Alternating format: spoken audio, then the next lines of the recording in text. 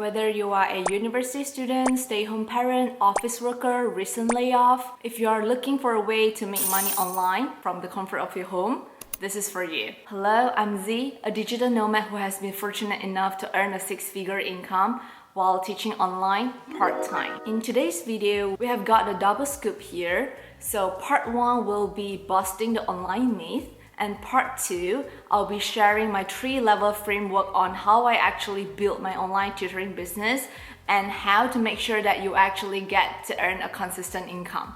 Part 1, debunking myth. So first myth, the market is too saturated, it's overcrowded. Right, the voices, right? Whenever we want to start something, it's too late, it's too crowded, there are too many people doing that. I want to start a Shopify, no, it's too crowded. Amazon, Etsy, you name it. There are always people who are telling you that, oh, it's too late, or no, they're not other people, it's you. It's us. It's ourselves. The voices of doubt always come from within us. It's actually not. So let's shut down all the worries, shall we? Contrary to what you might think, the online tutoring market is not as saturated like Subway in a rush hour. If you're living in places like Subway, projection indicates that the global online language learning demand will skyrocket to a staggering of $28.5 billion by 2028. That's right. You saw that? There's a piece of the pie with your name on it. If you are willing to start, willing to put in the effort and energy. Yes, for sure there will be competition just like any other industry that we try to enter. But what I'm saying is that the opportunity is enormous. Like $28.5 billion market. Yeah. So if you're willing to invest time, energy, and effort, you can do it too. For sure, you have to put in your hard work. I'm not saying that, the pie will fall from sky and you will just make a name and just start to make money online. Yeah, we are not doing that. We have to at least invest some time and effort in it. Myth number 2. The self-learning app and AI tutor will replace human tutor. Well, the AI hype or even like self-learning apps, those apps are amazing. They are slick, like Duolingo, Fluentu, Babbel, a lot of it, and some up and rising AI English app, Chinese app. You can just Google and poof, you will get a lot of it.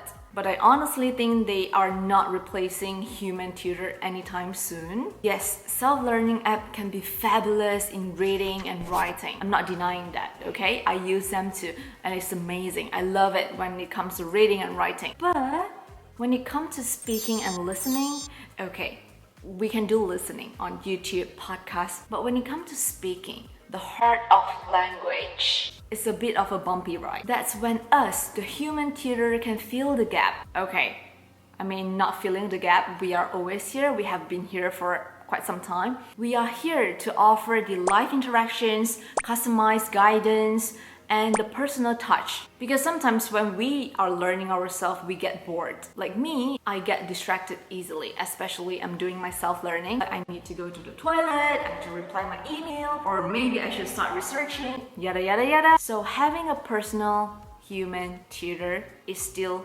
essential. So don't sell yourself short. Speaking of AI, guys, they are our best sidekick. ChatGPT, Cloud, Google Bard, you name it. They are the best sidekick or personal assistants. I use them to prep for my lesson plan or even my language learning progresses or my strategy, things like that. So I will normally type in or write my idea. I'll just feed the data to them and I will work together with AI. If you're interested, you can check out how I actually make my lesson plan with ChatGPT. Myth number 3, only native speaker can teach. It's time to shatter that myth left and right, up and down. Being a native speaker is absolutely cool. Like you are speaking English as your first language, Russian as your first language, Japanese as your first language, or Deutsch. Perfect. What if you are not a native speaker, but you still want to tutor? That's okay. English is not my first language. I started learning English when I was in kindergarten or primary school, I think, and I speak Mandarin at home. I'm not an English native speaker, and I wouldn't claim that I'm an English native speaker even though I speak English on a daily basis. But your connection and your understanding of your students' struggle, that's treasure. Being a non-native speaker, we have been there to learn a new language. We understand the struggles and the challenges, so you can somehow explain things better. Your learning journey is your superpower. You can tell stories to your students to inspire them or even to encourage them. Say, hey, you know, like 5 years ago, I know nothing about that language.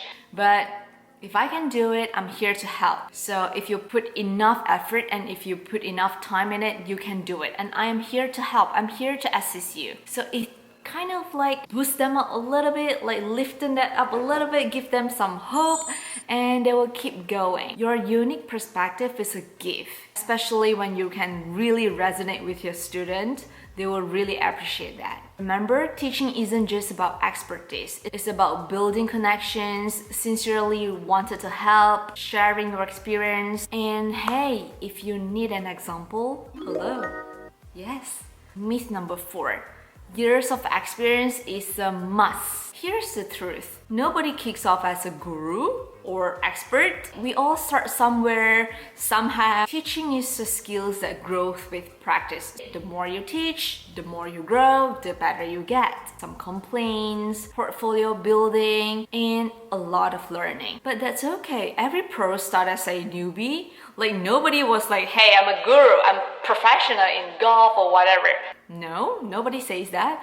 We all start somewhere, so that's absolutely okay. Just embrace the learning curve, the up and down, and trust me, you will groove into it. The last myth before we move to part 2 is all about price war. Whoops, what was I doing, you ask? I was clearing the air, the price war myth air. While pricing matters, it's not the sole determinant for success. Quality, uniqueness, your teaching approach, teaching method, those are your highway to success. Instead of a race to the bottom, charging super low price, focus on what you can offer, what value proposition. It might be your specialties or what you are really expert in. Okay, I know I say that you don't have to be an expert, but at least you are good at something, right? So with that, charge what you deserve and perform. Price wars? Nah. We are aiming for a symphony of value. It's quality over quantity. Part 2. How to get started as an online tutor, any subject, without any education background. If you're interested, you have to stay tuned.